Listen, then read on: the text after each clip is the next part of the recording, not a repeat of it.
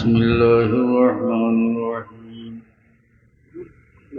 إنا نحن نزلنا الذكر وإنا له لحافظون صدق الله العظيم رسول صلى الله على سيدنا ومولانا وعلى آله وأصحابه صلى الله على سيدنا ومولانا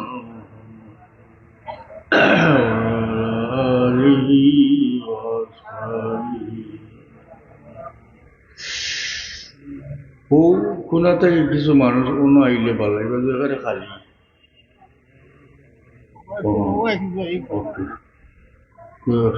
সুন্দর হইব সমান করে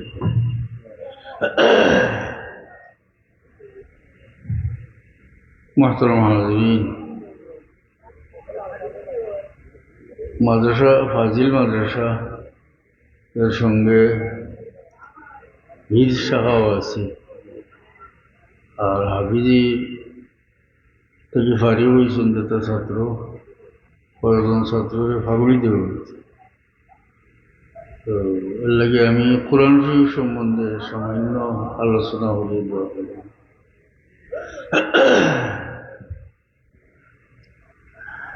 দুনিয়ার দেখরা আপনারা মুসলমান অন্যান্য বিধর্মী তাকিয়া দুনিয়াবি হিসাবে খিসাই গেছে না জানেন, ক্ষমতা হিসাবে প্রযুক্তি হিসাবে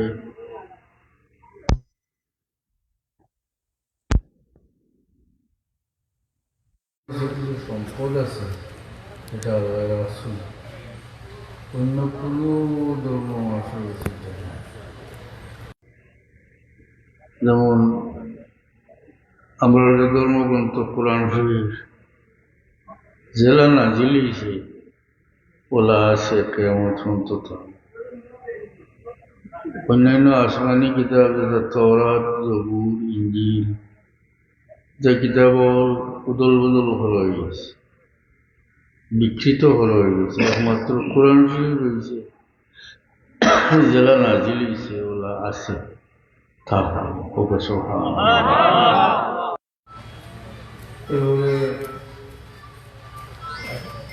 মুসলমান এখন বাচ্চা থেকে লেগে বৃদ্ধ পর্যন্ত যে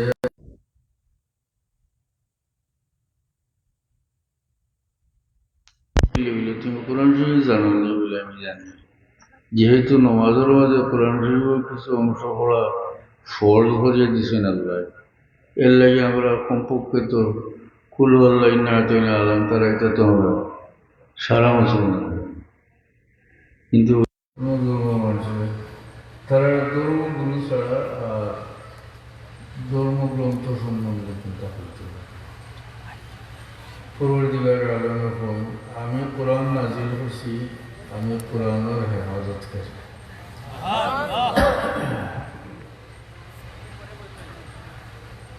আল্লাহর কোনো বিষয়ের হেফাজতের উপর নিলে এটা তো বেশম করা পক্ষে সম্ভব হচ্ছে না, স্বয়ং আল্লাহ এটার বাড়া কোরআন শরীফ অবিকৃত অবস্থায় আছে। আর এই কোরআন শরীফ হইল হুজুর পাক সাল্লাল্লাহু আলাইহি সাল্লামের এক মুজিজা এবং নবী হলরে যত মুজিজা আল্লাহ দান করছেন এর মাঝে অন্যতম সবচেয়ে বড় মুজিজা কোরআন শরীফ। মুজিজা হয় অলৌকিক বিষয়, তার শাব্দিক অর্থ হলেও হয় মুজিজা অর্থ হইল অপারককারী, যেটার মোকাবিলা অন্য কেউ করতে পারে না, মানে অন্যরে অপারক করিতে যেটা বুঝছেন কথা মুজিজা। নবী হলরে আল্লাহ মুজিজা দিচ্ছেন, এটার মোকাবিলা করতে পারছেন। তো কোরআন শরীফ যে মুজিজা এই কথাটা বুঝতে হইলে একটু ব্যাখ্যা করিয়া না বুঝাইলে এটা বোঝা সম্ভব না, কারণ আপনারা নবী হল মর্যাদা সম্বন্ধে মোটামুটিভাবে জানেন যে এটা অলৌকিক ঘটনা। যেমন ঈসা আলাইসাল্লামে জন্মবন্ধ মানুষকে শুয়ে দিলে ভালো হয়ে যেত,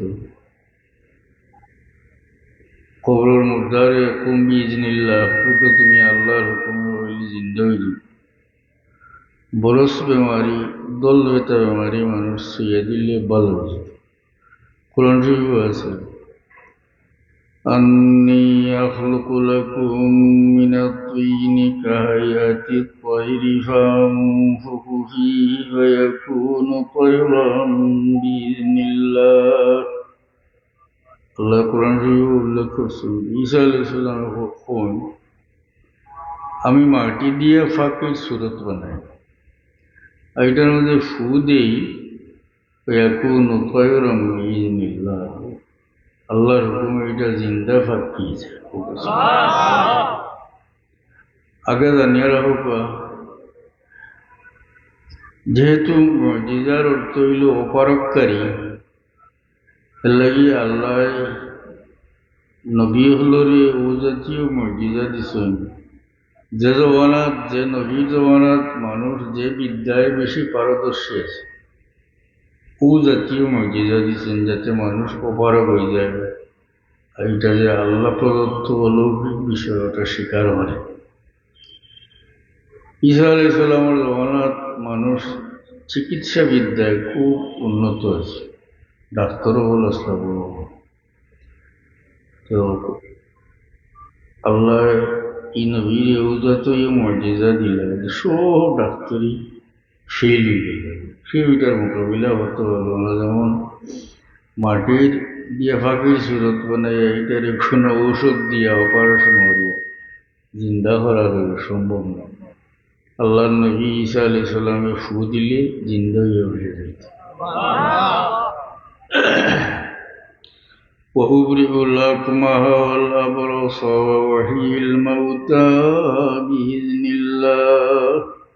ঈসা আলাইহিস সালামে কইন আমি জন্মবন্ধ মানুষের বালা করি, মানে আল্লাহর হুকুম, বরস বেমারিরে বালা হয়, মুর্দারে আল্লাহর হুকুমে জিন্দা হয়।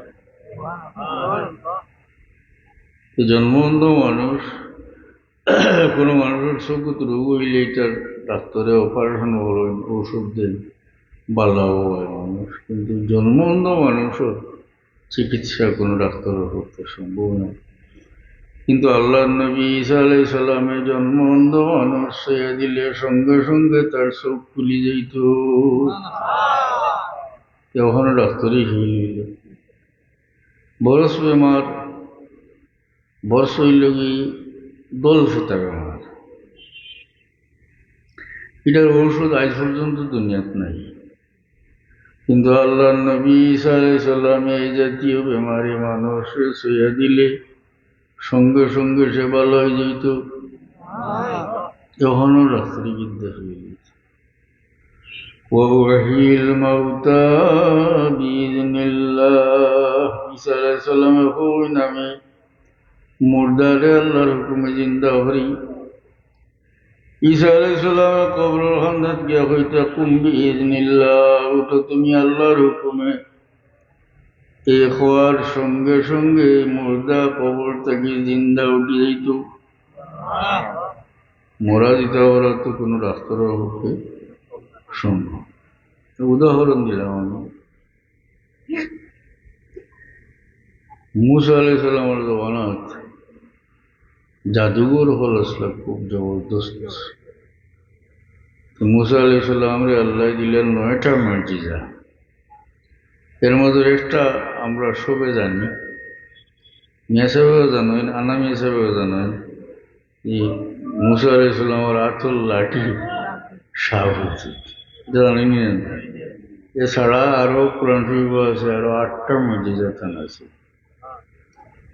তো একটার খবর আমরা সবে জানি না, জানি না। এই জমানা আছিল মানুষের জাদুঘর হল আসলে খুব বড় বড় জাদুঘর, এর লাগি তো যে সময় মুসা আলাইহিস সালাম গেছেন, মুসা আলাইহিস সালাম হারুন আলাইহিস সালাম গেছেন, ফেরাউনও গেছে, ফেরাউনের দেখছে লাঠি সাপ এবং অন্যান্য মুজিজা দেখে মনে করছে যে যেহেতু এই জমানার জাদুঘর হল আসলা বড়, মনে করছে মুসা এখন বড় জাদুঘর নাউজুবিল্লাহ।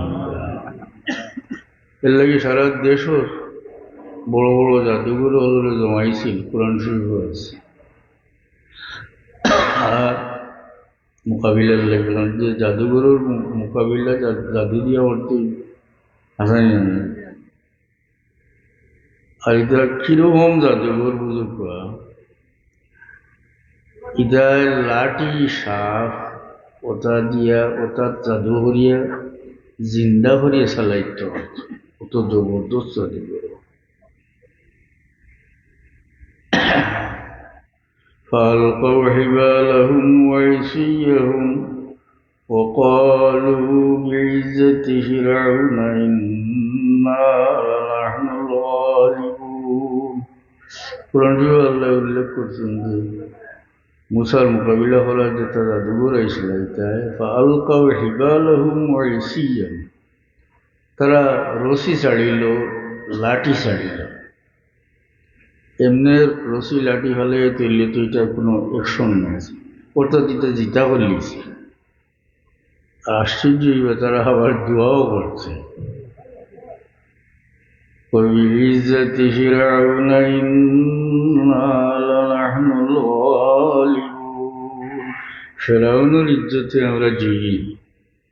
কিন্তু এটা বিপদে পড়লে মানে ভগবানের রক্ষা করো, মুসলমান বেটা করবো আল্লাহ রক্ষা। যে দ্বারে খোদা মানে টাকা তুললে তার কথা। এরা যেহেতু ফেরাউনকে খোদা মানে, ও হয়েছিল যে ফেরাউনের ইজ্জতে আমরা জয়ী হয়েছি। কিন্তু জয়ী তো হইল না।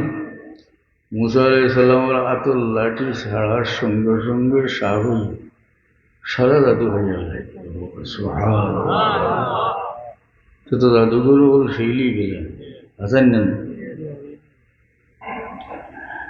দুইজন নবীর সামান্য মুজিজা দিয়ে উদাহরণ দিলাম। হুজুরে পাক সাল্লাল্লাহু আলাইহি সাল্লাম যে সময় তশরিফ আনছেন,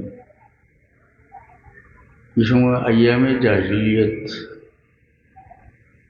আরবের মানুষটা বেগতিক, বেয়ারা, খারাপ মানুষ, এমনকি এবং নির্দয়। তারা দেশ অরাজকতা, জুলুম সিতম, এমনকি নিজের ফুলি সন্তানদের জিন্দা দহন হইল।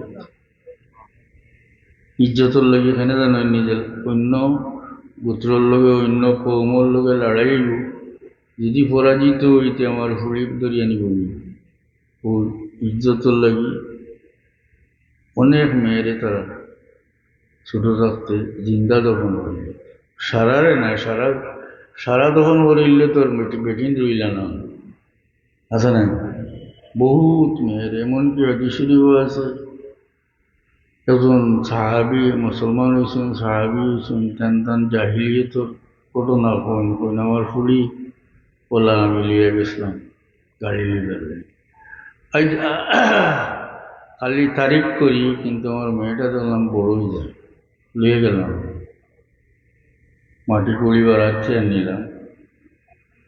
যে আমি ময়দানও গিয়া মাটি খুলি, আমি সেদ মারি মাটির মাঝে, মাটির ছিটাইয়া আমার কুর্তার মাঝে পড়ে, আর আমার মেয়েটা দাঁড়িয়ে দাঁড়িয়ে দেখ।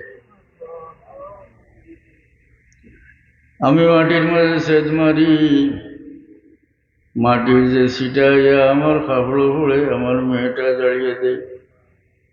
ও অবস্থায় আমি গাছ ছুড়া হলাম, আর আমার মেয়েটারে ও গাছের মাঝে ফেলাইয়া আমি জিন্দা দহন করিলাম। আর আমার মেয়েটা খালি কইতে থাকলো আবুয়া আবুয়া, ও আমার বাবা, ও আমার বাবা। তো হৃদয় বিদারক ঘটনা। আল্লাহ নবী খান্দিছেন, যে ওই ঘটনা শুনবো আছেন আমি খান্দি।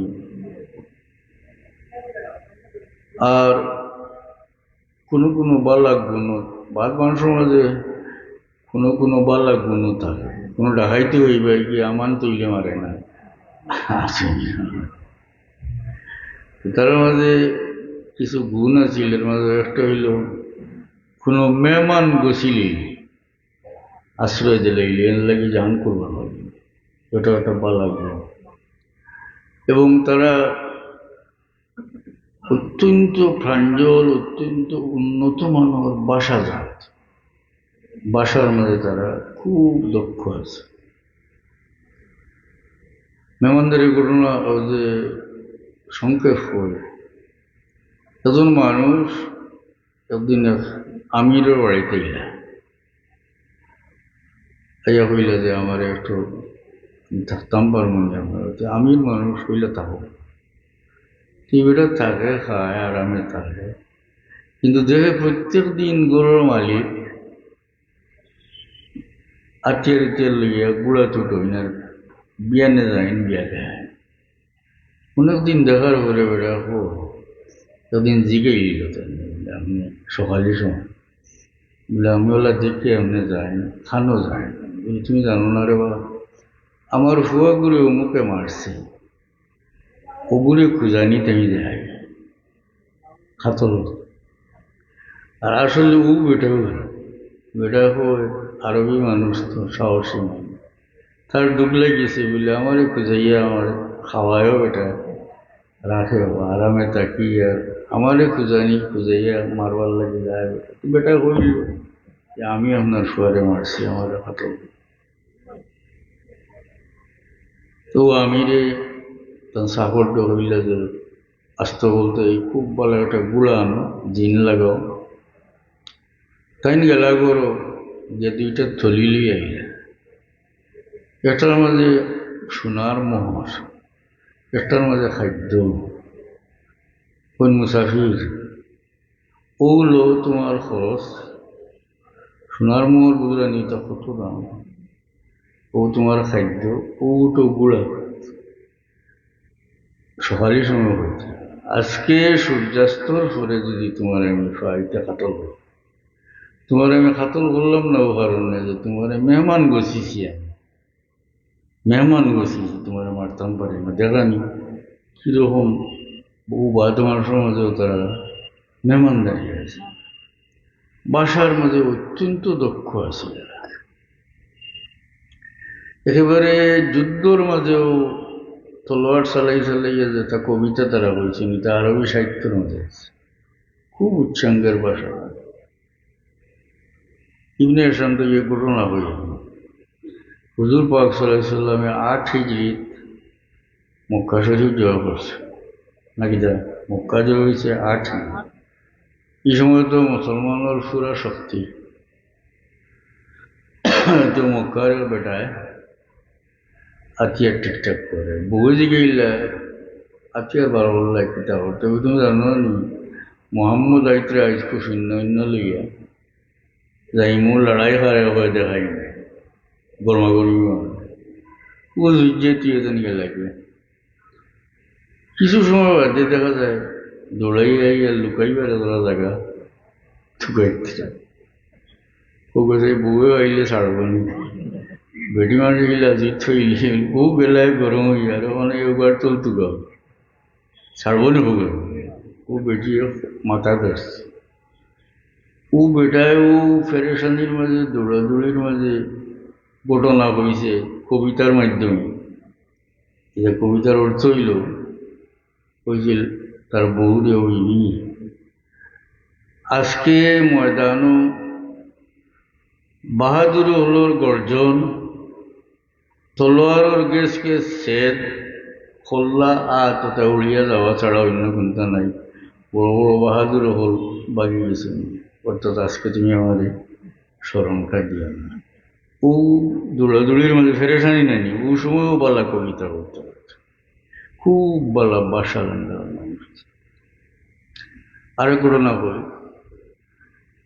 হুজুরে পাক সাল্লাল্লাহু আলাইহি সাল্লামের কাছে আইলে একজন মানুষ, তাই আইয়া আল্লাহর নবীরে হইন ইয়া রাসূলুল্লাহ, যদি আপনি অনুমতি দেন তে আমি আমার আওয়ার ঘটনাটা করতাম, কিলা কিলা আমি আইছি। আল্লাহ নবী ফরমান খো, কিন্তু খোয়া আরম্ভ করলাতে দেখা যায় অতি উন্নত মানের কবিতার মাধ্যমে সারা ঘটনা হইলা। দুই একটা শেয়ার আমি আপনারা নাই। হুলাতানি রাই বাদাহুদি ওয়ারুকদাতিন ওয়ালামাকু ফীমা বালাউতু বিকাযিবি সালাসা লায়ালিন ক্বাউলুহু কুল্লা লাইলাতিন আতাকা রাসূলুম মিন লুআইবিল গালিবি ফাআশহাদু আন্নাল্লাহা লা রাব্বা গায়রুহু وأنك مأمون على كل غائب وأنك أدنى المرسلين وسيلة إلى الله يا ابن الأكرمين الأطيب أربوت شعر سيمون ششوري فمرنا بما يأتيك يا خير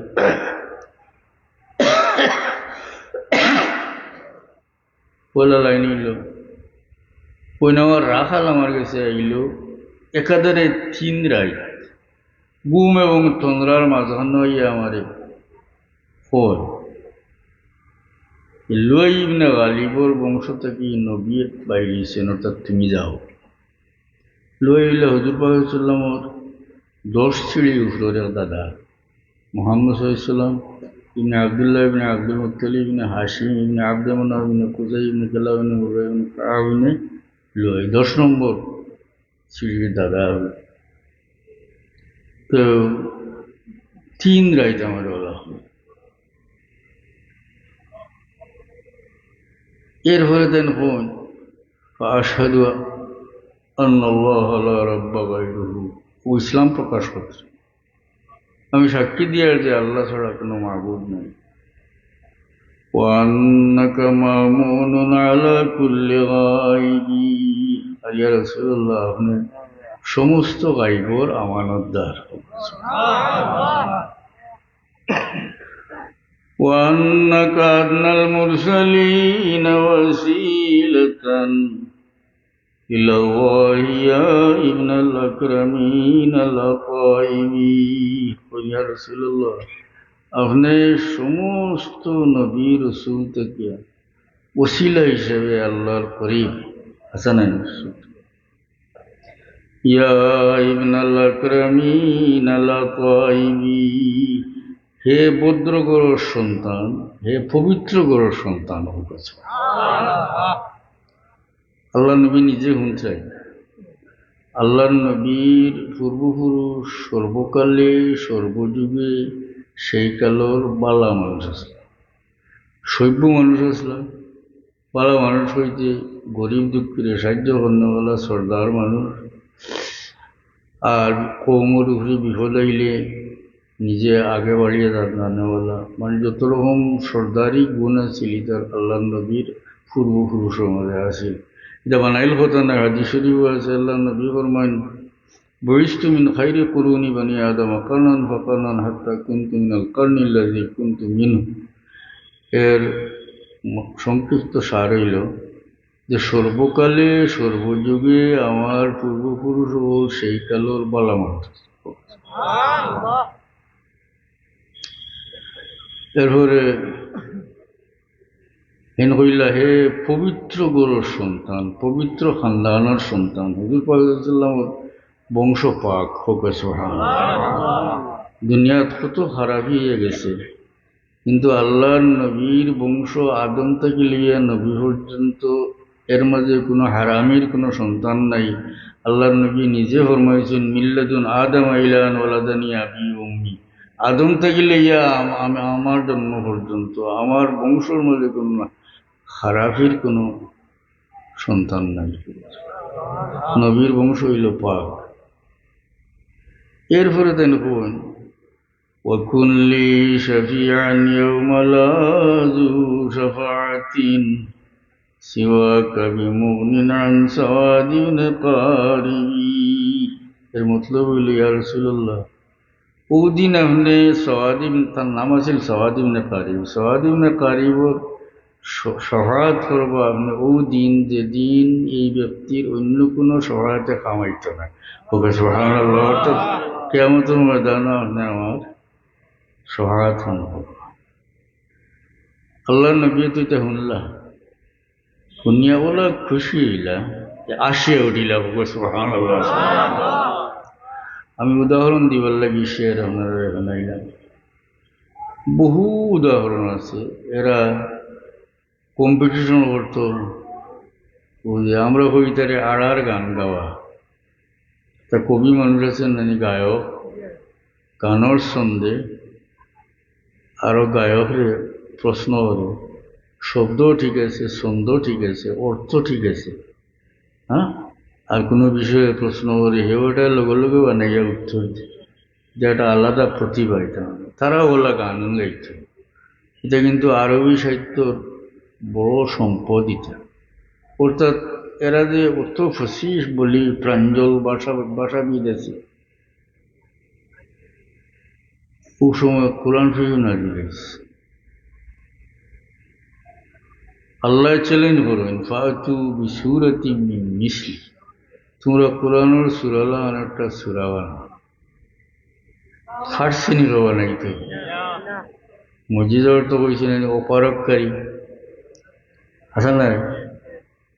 এরপরে মুসা আলাইহিস সালামর আতল্লাটি শাহুয়া বা অন্যান্য 8টা মজিজা, এটা মুসা আলাইহিস সালামর জমানাতে ছিল, এখন নাই, প্রয়োজনও নাই এখন আমরা কাছে নাই। ঈসা আলাইহিস সালামের জন্ম অন্ধ মানুষরে ছুঁয়া দিলে বালাওয়া, কবরের মুর্দারে কুম্বিজনিল্লাহ হইলে উঠি যাওয়া জিন্দা হইয়া, বরস বেমারি ছুঁয়া দিলে বালাওয়া, এটা ছিল সেই কালের, এখন তো নাই আমার কাছে। কিন্তু হুজুরে পাক সাল্লাল্লাহু আলাইহি সাল্লাম যে আল্লাহ মুজিজা দিয়েছেন কোরআন, এটা দেখা যায় নবীর জমানা তো মুজিজা আছে, এটার মোকাবিলা করতে পারছে, পরেও কেউ পারছে না, এখনো কেউ পারছে না, কিয়ামত পর্যন্ত পারছে। তাইলে অন্যান্য নবী হলোর মুজিজা থেকে বড় মুজিজা নানি কোরআন। মাহতারাম হাজিরিন, এই যে কোরআন শরীফ সম্বন্ধে একটা মানুষের আপনারা রাখুন, বুঝো নাতে ফুরিয়া কিতা করতে একটা কথা কই নাই, হ্যাঁ, বিলকুল এটা কথাটা শুদ্ধ নয়। কারণ হাদিস শরীফ আছে, আল্লাহ নবী ফরমায়েন, মান কারা হারফাম মিনাল কিতাব ফালাহু হাসানাতুন ওয়াল হাসানাতু আশরু আমসালিহা। আল্লাহ নবী ফরমায়েন, যে মানুষের কোরআনের একটা হরফ পড়িল, তার একটা নেকি হইল, এই নেকিটা 10 গুণ। অর্থাৎ এক হরফ পড়িল 10 নেকি। ইনোর মাঝে বুঝার কথা তো আল্লাহ নবী কইছেন না বলছে। যদি না বুঝলে পড়া যায় না, সে তো সারা মৌলানা বলা আছে নাই, কোনটাই ভাজিল আর সরিয়া কামিল মাদের কোরআন তর্জমা পাইতে সময় লাগল না, এর বাদে ইয়া পড়িতে। আর মানে হইল মনে হয় ও যে এমনি মানুষে অর্থ না বুঝিয়েও কোরআন শরীফ তিলাওয়াত করেন, ফজর নামাজ পড়িয়া মুরব্বী মানুষে তিলাওয়াত করেন, ওটা মনে তারা বালা লাগে না, এর লাগি বনভর্ত করিয়া হাসানি না, ওটা হইয়া হইয়া এমন অবস্থা হয়েছে। আগে ফজরও বাদে গাঁও দেখা যাইতো একেবারে বহুল গরু কোরআন শরীফ আওয়াজ, এমন একাইছে কিতা হলে বুঝো নাতে ফুরিয়া কিতা হলে, এই কথাটা তো একেবারে বাড়তি কথা হয়েছে, আসেনি না। কোনো বুঝা টুজা ছাড়া যে মানুষের কোরআন শরীফের একটা হরফ পড়ি, তার 10টা নেকি। এটা হইল প্রাথমিক স্তর। সময়ের কারণে, মানুষের আন্তরিকতার খুলুসিয়তের কারণে, জাগার কারণে সব বাড়ে না। সব বাড়ে যেমন মসজিদে হারাম তোমার ধরলে লাখ লেখা তো সব জাগার ফজিলত, এখানে মসজিদ নববীতে খেলা করলে 50,000 খাতর সব, এটা জাগার ফজিলত। রমজান শরীফ নেক কাম করলে আল্লাহ সওয়াব বাড়াইয়া দেন, হাদিস শরীফও আছে। কিন্তু কোরআন শরীফ রমজান শরীফ পড়িলে আরো বেশি সওয়াব আল্লাহ দিবে, ঠিক না? না তো ও কথাটা স্মরণ রাখেন যান যে কোরআন শরীফের অর্থ বুঝি না আসা, তিলাওয়াত করতাম পারি, তিলাওয়াত করেন যেন আল্লাহ হরফ হরফ আনিলে কয়ে যাব ভাবিতাম নি আমি।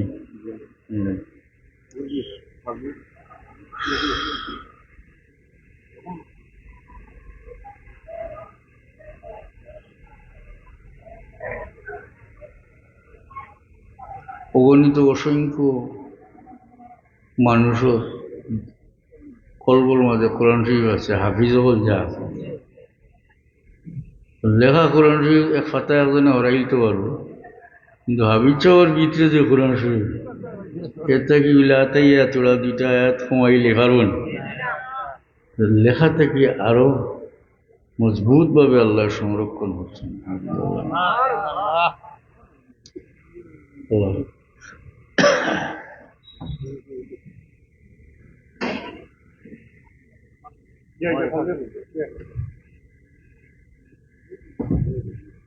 আমি দিবার কথা তার জানো নইলে আমি দেওয়া হইলে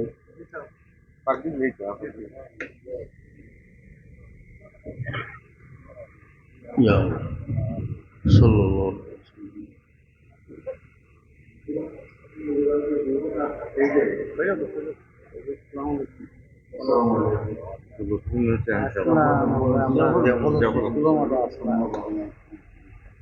বহু সম্মানিত প্রধান অতিথি শামসুল উলামা আল্লামা সাহেবুল্লাহ ফুলতলি রহমতুল্লাহ আলাইহি, সুযোগ্য উত্তরসূরি ঐতিহ্যবাহী ফুলতলি গ্রামীণ মাদ্রাসার অবসরপ্রাপ্ত অধ্যক্ষ হযরতুল আল্লাম শাইখুল হাদিস ওয়াল মুফাসসিরিন হযরতুল আল্লাম নাজমুদ্দিন চৌধুরী সাহেব মাদ্রাসুল আলী, উপস্থিত আজকের মাহফিলের সম্মানিত সভাপতি, বিশেষ করে মাহফিলে উপস্থিত 7 নং দেওবন্দ স্বনামধন্য চেয়ারম্যান জনাব ফখরুল আহমদ মুতাসিম সাহেব সহ আমাদের মাদ্রাসা গভর্নিং বডির সভাপতি, জেনারেল কমিটির সভাপতি, দারুল কিরাত কমিটির সভাপতি সহ সম্মানিত সদস্যবৃন্দ, আমি সবর নাম পাওয়া আমি আমার অনুমতি দিলে আমরা মাদ্রাসা 1997 ইংরেজিটা প্রতিষ্ঠিত হয়েছি। সাব কিবলা যে সময় এই মাদ্রাসা উদ্বোধন করো, এই সময় এই মাদ্রাসার 98 ইংরেজি 1 জানুয়ারি থেকে রমজান শরীফের মাস আছে। 1 জানুয়ারি থেকে 30 জানুয়ারি পর্যন্ত রমজান শরীফ আছে।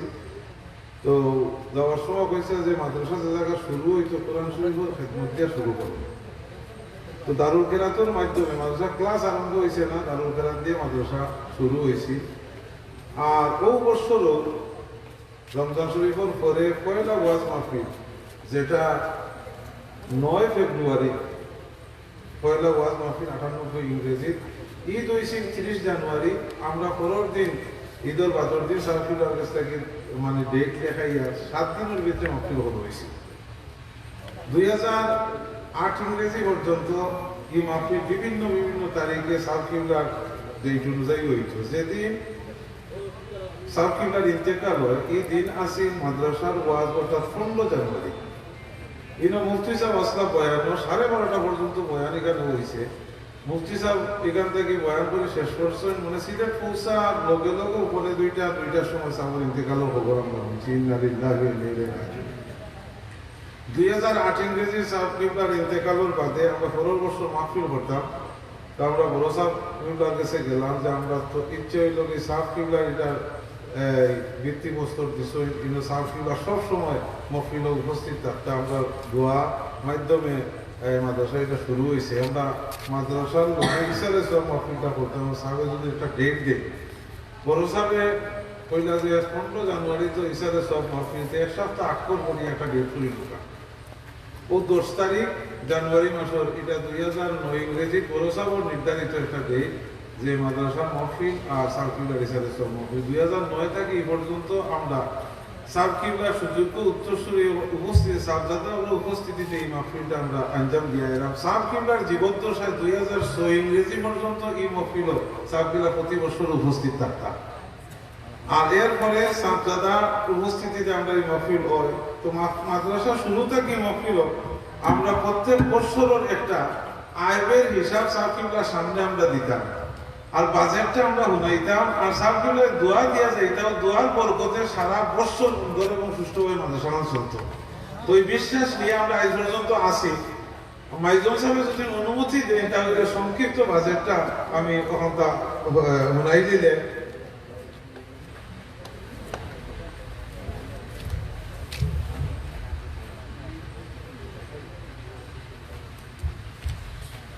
আমি সাবদাদা কষ্ট হইব বিদায় আমি খাতওয়ারি বিস্তারিত না বলি, খাতওয়ারি শুধুমাত্র আইবের হিসাবটা আমি বই দিই।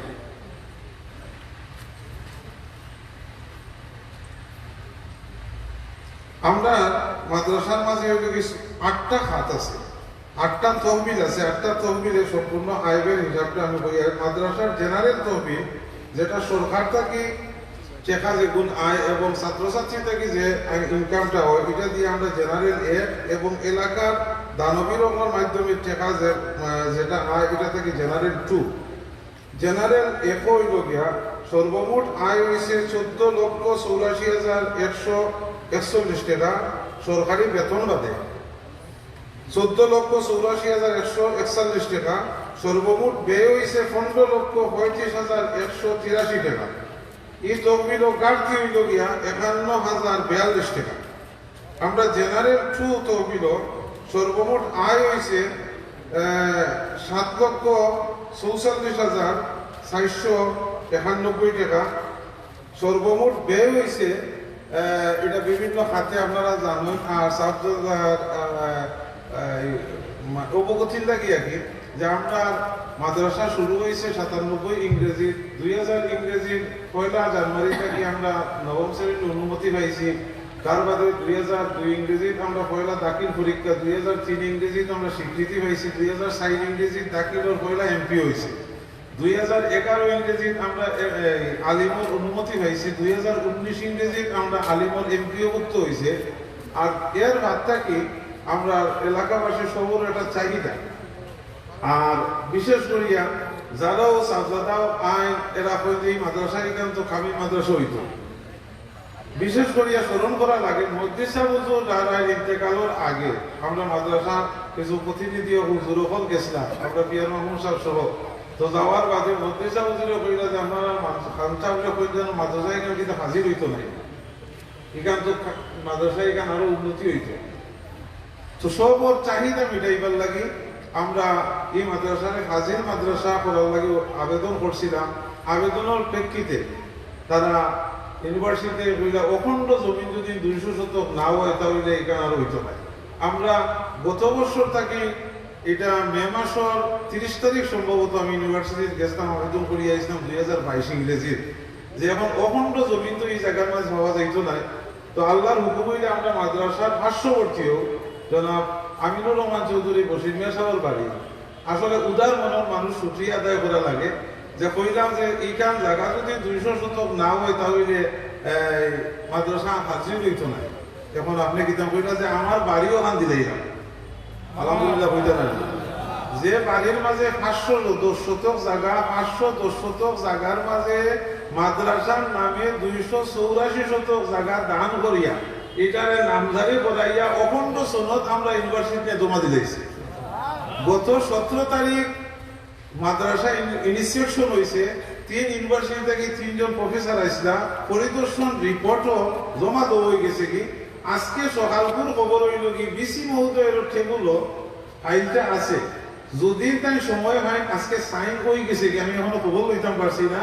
আর ও সাইনটা হয়ে গেলে কি মাদ্রাসা এখানে হাজির হয়ে গেছে আলহামদুলিল্লাহ। তো মাদ্রাসা এখানে হাজির করার লাগে অনেক জায়গা এখন রেজিস্ট্রারিও করা লাগছে, অনেক পয়সা খাজনা পরিশোধ করা লাগছে। যার কারণে আমরা জেনারেল সুদ আয় হয়েছে 7,44,791 টাকা, ব্যয় হয়েছে 30,54,305 টাকা। আমরা ফাজিল খাজে বিভিন্ন অসম্পূর্ণ আমরা সম্পূর্ণ করতে গিয়ে অনেক টাকার ঘাটতি হয়ে গেছে গিয়া প্রায় 23,09,814 টাকা। গরিব তহবিলের সর্বমোট আয় হইল 8,07,239 টাকা, ব্যয় হইল 4,42,255 টাকা। সর্বমোট তহবিল আছে 3,64,984 টাকা। দারুল কেরাত তহবিলের সর্বমোট আয় হইল বিগত বছর সহ 10,24,439 টাকা। গত বছর দারুল কেরাত সর্বমোট ব্যয় হয়েছে 2,13,924 টাকা। দারুল কেরাত তহবিলের সর্বমোট আয় হইল 8,10,515 টাকা। আলহামদুলিল্লাহ হোকা। যে দারুল কেরাতের মাধ্যমে মাদ্রাসা শুরু হয়েছে এই দারুল কেরাতের ভান্ড আলহামদুলিল্লাহ আছে। মসজিদ তহবিল সর্বমোট আয় হইল 67,922 টাকা। সর্বমোট ব্যয় হইল 1,05,842 টাকা। এই মসজিদ তহবিল এটা হইল যেটা আমরা বাক্স সাদার মাধ্যমে হয় এটার মাঝে গাড়ি হইল গিয়া 37,920 টাকা। মসজিদ উন্নয়ন খাজ আমরা জানো যে আমরা অজুখানার লাগে চিন্তাধারা করিয়ার অজুখানা বানানিলে কিছু টাকাও জমা হয়েছে। এখানে এই মান্ড উন্নয়ন মসজিদ উন্নয়ন খাত জমা আছে 6 লক্ষ টাকা। আলহামদুলিল্লাহ। ছাত্রাবাস আলিয়া ছাত্রাবাসের সর্বমোট আয় হইল 9,70,652 টাকা। সর্বমোট ব্যয় হইল 11,46,138 টাকা। গাড়তি আছে 1,75,486 টাকা। হিফ ছাত্রাবাসের সর্বমোট আয় হইল 5,44,153 টাকা। সর্বমোট ব্যয় হইল 5,44,153 টাকা। এর গাড়তিও নাই উদ্বৃত্তও নাই। গরিব কল্যাণ ট্রাস্ট যেটা আমরা 3 বছর ধরে গরিব এতিমহলকে সাহায্য করার লাগে একটা কল্যাণ ট্রাস্ট করা হয়েছে। যে ট্রাস্টি হল 1 লক্ষ টাকা করে ট্রাস্টি এগুলো দিলে আমরা ট্রাস্টি করি। আর এই ট্রাস্টির সংখ্যা হইল টার্গেট 313 জন। এ পর্যন্ত 114 জন ট্রাস্টি হয়ে গেছেন কি 1,14,00,000 টাকা। এর মাঝে আমরা একটা মার্কেট করা হয়েছে এবং দোকান আছে, গ্যারেজ ভাড়া দেওয়া হয়। এখান থেকে আমরা গত বছর 2023 ইংরেজি দোকান আর গ্যারেজ থেকে ভাড়া আইছে আমরা 2 লক্ষ টাকার উপরে। আলহামদুলিল্লাহ। এই গরিব কল্যাণ ট্রাস্টের আমরা হাজুস করানির বাদে এই পর্যন্ত সর্বমোট এই বছর আয় হয়েছে গত বছরের উদ্ধৃত্ত সহ 33,67,367 টাকা। সর্বমোট ব্যয় হইল 10,25,980 টাকা। বর্তমানে ছাত্র কল্যাণ ট্রাস্ট জমা আছে 23,41,387 টাকা। সর্বমোট আয় হইল গিয়া সর্বমোট আয় 90,10,460 টাকা। সর্বমোট ব্যয় হইল গিয়া 80,67,780 টাকা। বর্তমানে বিভিন্ন তহবিল গরিব ছাত্র কল্যাণ ট্রাস্ট এবং দারুল কেরাত কমিটি, দারুল কেরাত ফান্ড এবং গরিব তহবিল সব মিলাইয়া গাঁটি বাদে সর্বমোট 9,50,000 টাকা তহবিল আছে। আলহামদুলিল্লাহ। তো এই বছর আমরা বিস্তারিত আসলে পথ গেলে অনেক লম্বা কয়েক ঘন্টা সময় লাগবে। আমি শুধুমাত্র সাগর কষ্ট হইব এর লাগে সংক্ষেপে বললাম। এই বছর মাদ্রাসারে চালাইয়া যাইতে হইলে সর্বমোট যে একটা বাজেটের দরকার, এই বাজেটটা আপনারা হুনানির উদ্দেশ্য হইলে এই প্রত্যেক বছরও হয়েছে এই বাজেটের টেকা যদি হই আপনারা দিলেও পকেট থেকে দিতে পারতেন না। কিন্তু একটা জিনিস দিতে পারবা যেটা ফিরতও আইতো না, এটা আমার বিশ্বাস। এটা হইল দোয়া। দোয়া যদি করিয়া যায় তাহলে আল্লাহ কবুল করিলে কোন দাতারে আল্লাহ জাথা মারবা আর কইবা যাও এর বাজার নিয়ে দিয়াই গিলা। তো এর লাগি দোয়ার উদ্দেশ্যে সাবজাদারের সামনে রাখি আমরা বাজেটটা হুনানি। শিক্ষক কর্মচারীদের প্রাতিষ্ঠানিক সম্মানী 10 লক্ষ টাকা। যেহেতু হাজির হয়ে গেলে এখানে অতিরিক্ত আরো 3 জন শিক্ষক লাগবা, আমরা প্রভাষক লাগবা, এই হিসাবে সম্মানীয় দেওয়া লাগবো। গরিব ছাত্র কল্যাণ কমপ্লেক্স নির্মাণ খরচ হইব গিয়া 6 লক্ষ টাকা। মাদ্রাসার আসবাবপত্র ক্রয় 1 লক্ষ টাকা। ফাজিল শিক্ষক বেতন আনুষঙ্গিক খরচ হইল 6 লক্ষ টাকা। গরিব ও মেধাবী ছাত্রদের হোস্টেল খরচ বাবদ যাইব 4 লক্ষ টাকা। গরিব ও মেধাবী ছাত্রদের আর্থিক সাহায্য বাবদ যাইব 2 লক্ষ টাকা। কিতাব ক্রয় বাবদ যাইব 1,000 টাকা, 1 লক্ষ টাকা। লাইব্রেরির কিতাব ক্রয় যাইব 1 লক্ষ টাকা। ওয়াজ মাহফিল সহ বিভিন্ন ধর্মীয় অনুষ্ঠান খরচ যাইব 4 লক্ষ টাকা। যাবতীয় পরীক্ষার খরচ 6 লক্ষ টাকা। শিক্ষা সামগ্রী খরচ হইল 50,000 টাকা। যাতায়াত খরচ 50,000 টাকা। অফিস খরচ 70,000 টাকা। বিদ্যুৎ বিল 80,000 টাকা। বৃক্ষরোপণ বাবদ 5,000 টাকা, দারুল কেরাতও খরচ যাইব 2 লক্ষ টাকা, মসজিদের অসম্পূর্ণ কাম সম্পন্ন করতে যাইব 10 লক্ষ টাকা, ছাত্রাবাস 4th তলা নির্মাণও খরচ যাইব 20 লক্ষ টাকা, মাঠ ফাঁকাকরণও খরচ যাইব 6 লক্ষ টাকা, বিবিধ কাজও খরচ যাইব আরো 50,000 টাকা। সর্বমোট বাজেট 2024 সালে মাদ্রাসারে সুষ্ঠু সুন্দরভাবে পরিচালনা করতে হইলে 1,20,05,000 টাকার দরকার। আল্লাহ এই বাজেটটারে কবুল করতে হোক আমিন, আরো জোরে হোক আমিন। এর লগে আমরা একটা চাহিদা আপনারা বই, যারা সামর্থ্য আছে আপনারা গরিব কল্যাণ ট্রাস্ট ট্রাস্টি হইতে পারেন, অনেক দেশ বিদেশ থেকে অনেক হুন্ডা, আমি সবার প্রতি কৃতজ্ঞ। আমি যে সময় সফরও যাই লন্ডন আমেরিকাত গেলে শুধু সিলেটের মানুষ নাই, আমরা সিলেটের বাইরে বিভিন্ন ডিস্ট্রিক্টের মানুষের সাথে দেখা সাক্ষাৎ হয়, তারাও আন্তরিকভাবে এই মাদ্রাসার মাঝে সহযোগিতা করেন। আমি সবর আন্তরিকভাবে তার কাছে আমি কৃতজ্ঞতা স্বীকার করি। আর সহযোগিতার আত্রে যেরকম আপনারা অব্যাহত রাখছেন ওরা অব্যাহত রাখার অনুরোধ করি। বিশেষ করিয়া হাজিরুল্লাহকে কিতাবের দরকার। আমরা 60 সেট কিতাব প্রয়োগ একটা উদ্যোগ নিছি, যে 3rd ইয়ার 3টা ইয়ারে কিতাব 3 সেট 3 সেটে একত্রিত করলে 6,000 টাকা দরকার। এককভাবে একজন 1 সেটও দিতে পারবেন, একাধিক সেটও দিতে পারবেন। আপনারা সামর্থ্য অনুযায়ী সহযোগিতা করার লাগে আমি অনুরোধ করি। সর্বশেষ হইল এই বছর আমরা ফাগরি 4 জন ছাত্ররে আমরা দিব এবং ফাগরি বিতরণ করব। যারা ফাগরি দেব হইব তার নাম আমি বইয়ার প্রস্তুত থাকব। হাফিজ পাবেল মাহমুদ, পিতা মোহাম্মদ ওয়ারিস আলী, মাতা কদরুন্নেসা, গ্রাম বাঁশকলা, ডাকঘর পেপার মিল, সাতর সুনামগঞ্জ। 2 নম্বরে মোহাম্মদ অলিউর রহমান, হাফিজ মোহাম্মদ আব্দুর রহিম, মাতা সুবিনা আক্তার, গ্রাম ফুলতলি, ডাকঘর বাদেদেও রায়, জকিগঞ্জ সিলেট। 3 মোহাম্মদ সালাউদ্দিন, পিতা মোহাম্মদ মুসলমান মিয়া, মাতা ললিতা বেগম, গ্রাম কুরশি, ডাকঘর গুফলা বাজার, নবীগঞ্জ হবিগঞ্জ। 4 ইয়ামিন আহমদ, পিতা মোহাম্মদ সানমিয়া, মাতা মুসাম্মদ জলিকা বেগম, গ্রাম আহমদপুর, ডাকঘর কামারগাঁও, নবীগঞ্জ হবিগঞ্জ। আমরা ভাইস প্রিন্সিপাল সাহেব এবং হাবিজ সাহেবের অনুরোধ করিয়া আমরা সহযোগিতা করার লাগে। আগরি পয়লা নিবা পাবেল মাহমুদ, তারা পাগড়ির সাথে কিছু উপহার আছে এবং সাথে সার্টিফিকেট আছে। উপহার এবং সার্টিফিকেট দাতা হইলা গিয়া ডাক্তার ফাইমা হোসেন ট্রাস্টের পক্ষে জনাব জজ মোহাম্মদ বেলায়েত হোসেন আনামিয়া, পিতা মৃত মোহাম্মদ হায়াতুল্লাহ, যাই হায়াতুল্লাহ ভবনের দাতা, হাফিজি ভবনের দাতা জনাব জজ বেলায়েত হোসেন সাহেব।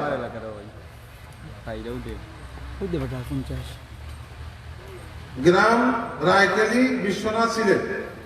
আমরা পাগড়ি দাতা হইলা গিয়া অ্যাডভোকেট নজরুল হোসেন চৌধুরী, পিতা মৃত শহীদুল হোসেন চৌধুরী, গ্রাম বড়দিরা রায়, উসমানীনগর সিলেট। 4 জন ছাত্ররে পাগড়ি দেওয়া হয়। এই পাগড়ি দাতা হইলা গিয়া জনাব অ্যাডভোকেট নজরুল হোসেন চৌধুরী এবং ছাত্র হলকে সার্টিফিকেট এবং আর্থিক সম্মাননা প্রদান করবার ডাক্তার ফাইমা হোসেন ট্রাস্টের পক্ষে জনাব জজ বেলায়েত হোসেন আনামিয়া সাহেব, গ্রাম রায়কালী, বিশ্বনাথ সিলেট। যে জজ বেলায়েত হোসেন সাহেব আপনারা হলেও চিনেন, যাই প্রায় 40 লক্ষ টাকা খরচ করিয়া মাদ্রাসার হাফিজি ভবন তার আব্বার নামে দান করছেন, যেটার নাম হইল হায়াতুল্লাহ ভবন। আল্লাহ দানকে কবুল এবং মঞ্জুর করুক, আমিন। পাগড়ি প্রদান করা হয় পাবেল মাহমুদ, পিতা মোহাম্মদ ওয়ারিস আলী, গ্রাম বাঁশকলা, ডাক পেপার মিল, সাতর সুনামগঞ্জ।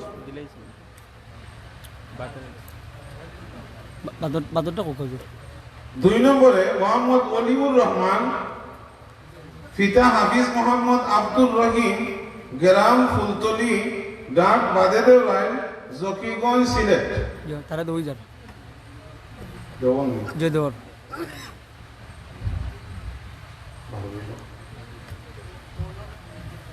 আমি চাচ্ছি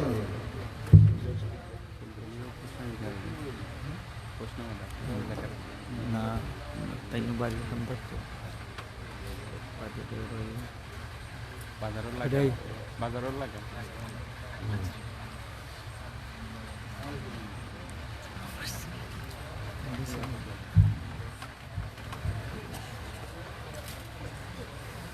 আমরা মঞ্চে উপস্থিত আছেন আমরা গভর্নিং বডির সম্মানিত সদস্যবৃন্দ, বিশেষ করে জনাব মজুমুল আলী সাহেব, দারুল ফিরাত কমিটির সভাপতি জনাব আব্দুল আহাদ হাজি আব্দুল আহাদ দুলুন মিয়া সাহেব, আমরা সাবেক গভর্নিং বডির সভাপতি জনাব হাজি উসমত আলী সাহেব, আমরা জেনারেল কমিটির সম্মানিত সভাপতি জনাব লুলু মিয়া সাহেব, আমরা জেনারেল কমিটির সাবেক সভাপতি জনাব হাজি মুস্তাফা আলী সাহেব,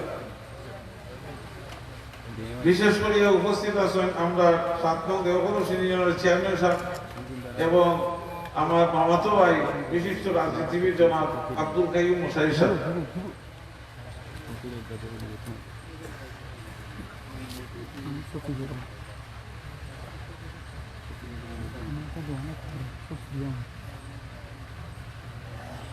আমরা গভর্নিং বডির সম্মানিত সভাপতি শিহাব আহমদ সাহেব,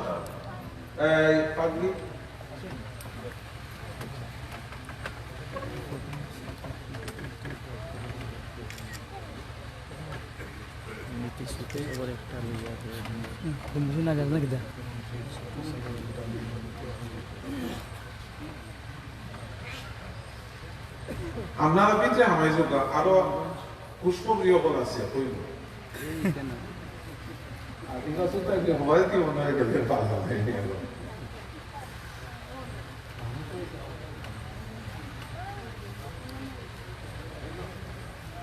আমরা বহু প্রবাসী মেহমান হল আছেন, সকলকে আমি মুবারকবাদ জানাই।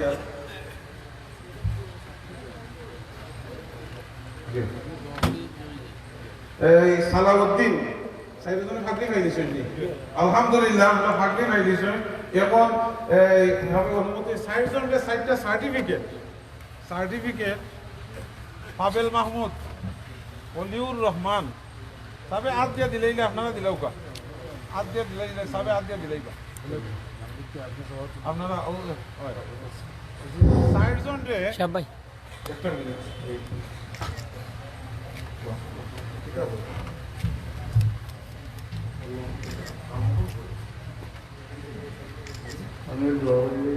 আছে। আমি তান্তানোর গিফটর টাকা আছে আমার কাছ থেকে নিবা 1000 করিয়া।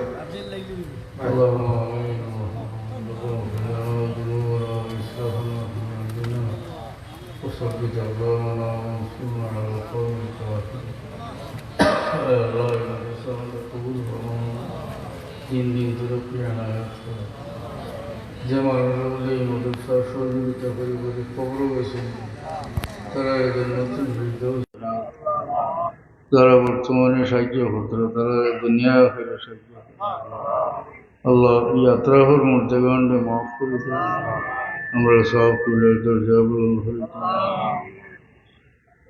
আল্লাহ এই হাফিজ হল যারা এই মদরসা থেকে ফারিগ হয়ে যায় এরা জরিয়া কোরআন শরীফের তালিম জারি হচ্ছে আল্লাহ পরবর্তীকার তার উস্তাদ ও তার উস্তাদ হলোর তরফ থেকে এরা সরকারি জারিয়া হিসেবে করুন।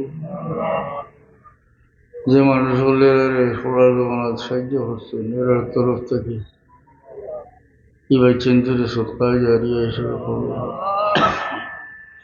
আল্লাহ দুনিয়া যতদিন রাখো ইমানের উপর সাবিত সেহত তন্দুরুস্তি দিয়ে তোমার রাখো তো নিবার সময় ইমানের সাথে কলমার সাথে উঠে তোমার বন্ধা হলো দাঁড় দিল যে মকসুদ নেক বানাই দেওয়ার পুরা করে দেওয়া।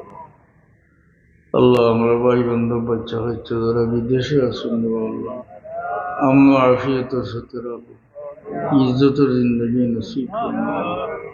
اللهم صل وسلم وبارك على محمد كما تحب وترضى وتصلي. آمين.